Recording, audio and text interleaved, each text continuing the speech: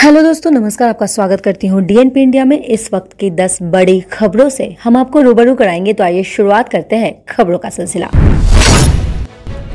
वाराणसी में 1500 करोड़ रुपए से ज्यादा की सड़क, जल परिवहन, शिक्षा, स्वास्थ्य और पर्यटन से संबंधित 280 प्रोजेक्ट का उद्घाटन और शिलान्यास किया। अपने संबोधन में प्रधानमंत्री ने कोविड-19 की दूसरी लहर के मैनेजमेंट को लेकर यूपी और वाराणसी की तारीफ की। उन्होंने कहा कि काशी ने ये साबित कर दिया है कि वो ना कभी रुकती है, ना कभी थकती है। इस मौके पर उनके साथ बीएचयू ग्राउंड पर राज्य के मुख्यमंत्री योगी आदित्यनाथ और राज्यपाल आनंदीबेन पटेल भी मौजूद रहीं।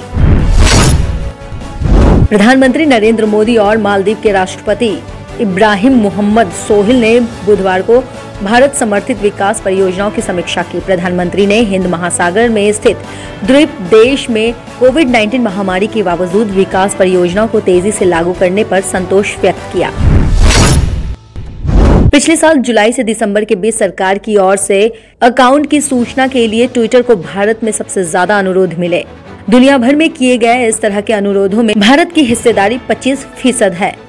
माइक्रो ब्लॉगिंग साइट ने अपनी पारदर्शिता रिपोर्ट वाले ब्लॉग में कहा है कि भारत सामग्री को हटाने की कानूनी मांगों की संख्या के लिहाज से भी जापान के बाद दूसरे स्थान पर है। भारत में नए सूचना प्रौद्योगिकी नियम का पालन न करने को लेकर ट्विटर सरकार के निशाने पर रहा है। संसद के आगामी मानसूत्र सत्र में कांग्रेस कोरोना कुप्रबंधन, चीन के साथ सीमा विवाद, कृषि कानून विरोधी आंदोलन, राफेल समझौता और मूल्य वृद्धि के मुद्दों पर सरकार को घेरेगी। पार्टी की ओर से लोकसभा और राज्यसभा में सरकार पर हमलों की कमान अधीर रंजन चौधरी और मल्लिकार्जुन खड़गे संभालेंगे। मानसून के एंट्री से दिल्ली के साथ देश के कई राज्यों में मौसम खुशनुमा है। देश के अधिकांश हिस्सों में सक्रिय मानसून की स्थिति के साथ इस सप्ताह उत्तर और उत्तर पश्चिम भारत में बारिश का दौर फिलहाल जारी है। पिछले सप्ताह के अंत में बंगाल की खाड़ी से पूर्वी हवाएं इस क्षेत्र में प्रवेश कर चुकी है। इसके कारण कुछ और उत्तर पश्चिम भारत के कई हिस्सों में हल्की बारिश होती रहेगी।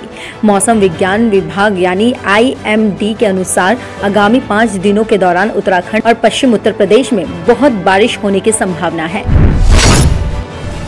भारत में कोरोना वैक्सीन के लाइसेंस के लिए फाइजर और जॉनसन एंड जॉनसन को अभी लाइसेंस के लिए आवेदन करना बाकी है। इससे पहले अमेरिका ने कहा था कि भारत में कानूनी अड़चनों के कारण कोरोना वैक्सीन देने में देरी हो रही है। जैसे ही भारत की ओर से ग्रीन सिग्नल मिलेगा, वैसे ही अमेरिका से वैक्सीन की खेप को रवाना कर दिया जाएगा।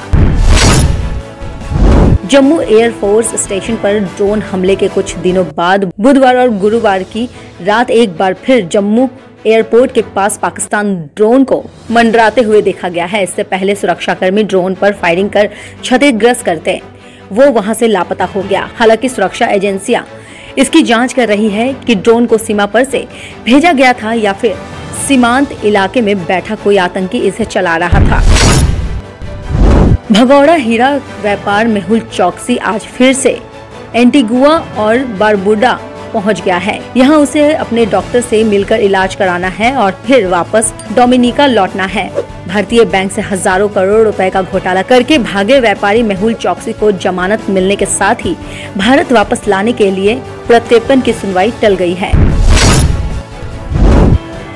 गोल्ड की कीमतों में गुरुवार को यानी 15 जुलाई को गिरावट देखी गई है। MCX पर अगस्त डिलीवरी का सोना 48,240 रुपए प्रति 10 ग्राम पर खुला, लेकिन 48,319 रुपए का हाई बनने के बाद नीचे आ गया। खबर लिखे जाने तक गोल्ड 10 रुपए नीचे 48,279 रुपए प्रति। वहीं सिल्वर की बात करें तो इनमें 126 रुपए प्रति किलोग्राम की बढ़त के साथ 69,538 रुपए प्रति किलो पर कारोबार हो रहा था। ये रेट सितंबर डिलीवरी वाली चांदी का है। दिसंबर डिलीवरी की चांदी का रेट 188 रुपए प्रति किलो पर 70,840 रुपए प्रति किलो चल रहा था। 10 ग्राम पर कारोबार कर रहा था। हालांकि अक्टूबर डिलीवरी वाला गोल्ड मामूली बढ़त के साथ 48,580 रुपए प्रति 10 ग्राम पर कारोबार कर रहा था। टाटा ग्रुप ने सरकारी विमान कंपनी एयर इंडिया के अधिग्रहण के लिए ड्यू डिलिजेंस की प्रक्रिया तेज कर दी है। वहीं जानकारी के मुताबिक टाटा ग्रुप की कंपनियों के अधिकारी ने एयर इंडिया की अलग अलग साइट का हाल के दिनों में निरीक्षण किया।